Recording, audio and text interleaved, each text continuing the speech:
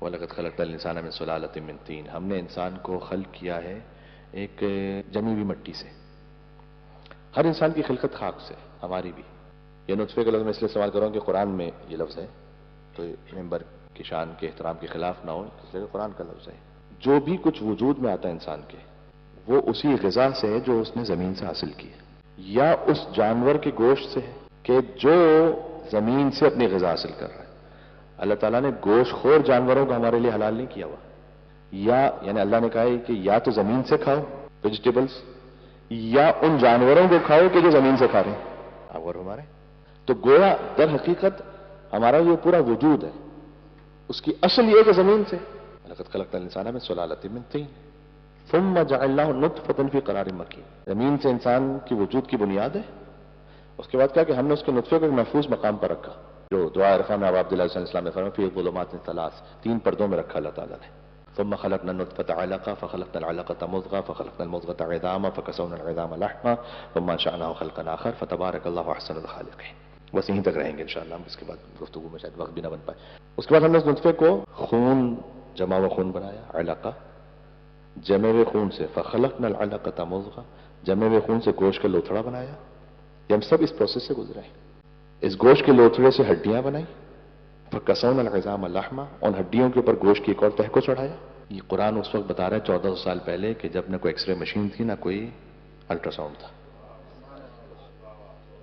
1400 برس پہلے کس کو معلوم تھا کہ ماں کے شکم میں کیا ہو رہا ہے؟ اور یہ جو ترتیب وار سلسلہ اللہ نے جو بیان کیا ہے، تو آج کے کوئی سائنس صاحب آگے کہے کہ یہ غلط بیان کیا ہے تو وہیں قرآن کی بنیاد ختم ہو جائے گی، نعوذ باللہ. تو 1400 سال پہلے اللہ سبحانہ و تعالیٰ نے بیان کیا کہ جمع و خون، گوشت کا لوتھڑا، ہڈیاں، اس کے اوپر پھر گوشت کی تہ. ثم انشأناه خلقا آخر، اس کے بعد ہم نے اسے کچھ اور بنا دیا. دیکھیں یہ بھی ایک ایک سٹیپ پر اللہ نے کہیں فا کے ذریعے سے کہا، کہیں ثم کے ذریعے سے کہا. ثم ہوتا ہے ایک سٹیپ ہوتا ہے کچھ عرصے بعد. ثم انشأناه خلقا آخر، ہم نے اس میں روح کو پھونکا. ثم کے ساتھ ہے، روح فوراً نہیں آتی، 4 مہینے کے بعد آتی. تو اللہ نے اس کو ثم سے بیان کیا کہ روح فوراً نہیں آ جائے گی بچے میں، اس کی ایک حیت بن رہی ہوگی، 4تھے مہینے میں تقریباً روح آتی ہے. تو کہیں پر ہے نطفے سے علقہ بنا، علقہ سے مضغہ بنا. فخلقنا العلقة مضغة، جیسے ہی جمع و خون بنا تو فوراً ہی اس کے ساتھ گوشت کا لوتھڑا بھی بنا. اب آپ سے بہتر کون سمجھے گا اس فا اور ثم کے فرق کو؟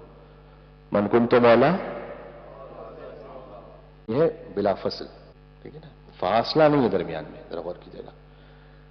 انما امرہ اذا اراد شیئا ان یقول له کن فیکون، جب اللہ کسی امر کا ارادہ کرے تو کہتا ہے کن فیکون. آپ سمجھ لیجئے جو کن اور یکون کے درمیان کی فا ہے نا، وہی محمد اور علی کے درمیان کی فا ہے، کوئی فاصلہ نہیں. اچھا، فتبارک اللہ احسن الخالقین. اللہ نے کہا کتنا بہترین ہے تمہارا خلق کرنے والا پروردگار. اللہ نے اتنی بڑی وسیع اور اس کائنات کو خلق کیا ہے، کہیں پر بھی اللہ تعالیٰ نے یہ نہیں کہا کہ کتنا بہترین ہے سمندروں کو خلق کرنے والا، سورجوں کو خلق کرنے والا، سٹارز کو خلق کرنے والا. یہ ایک چھوٹا سا بچہ بھی متولد ہوا، اللہ کہتا ہے کتنا بہترین ہے اس کا خلق کرنے والا پروردگار. کیوں اللہ تعالیٰ اس کے لیے کہہ رہا ہے؟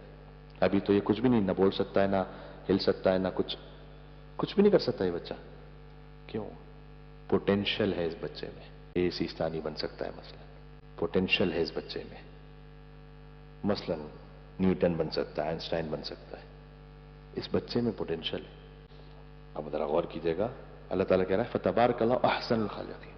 مولا کائنات کا فرمان ہے، اعجب لہذا الانسان، سنا ہوگا آپ نے، کتنا انسان یہ عجیب ہے. یتکلم بلحم یسمع بعظم ینظر بشحم، چربی سے دیکھ رہا ہے، گوشت سے بول رہا ہے، ہڈی سے سن رہا ہے، اور پھر بھی اکڑ رہا ہے. ذرا ملاحظہ کیجیے، دنیا، مولا نے کیا کہا، چربی سے دیکھ رہا ہے، گوشت سے بول رہا ہے، ہڈی سے سن رہا ہے. دنیا کا سارا گوشت ایک جگہ جمع کیجیے، اسے کہے بول کے بتائے. دنیا کی ساری ہڈی ایک جگہ جمع کیجیے، اسے کہے سن کے بتائے. سن سکتی؟ خالی گوشت سے اس کا وجود کافی نہیں سننے کے لیے یا بولنے کے لیے، جب تک کہ اس میں روح نہ ڈالے اللہ سبحانہ و تعالیٰ.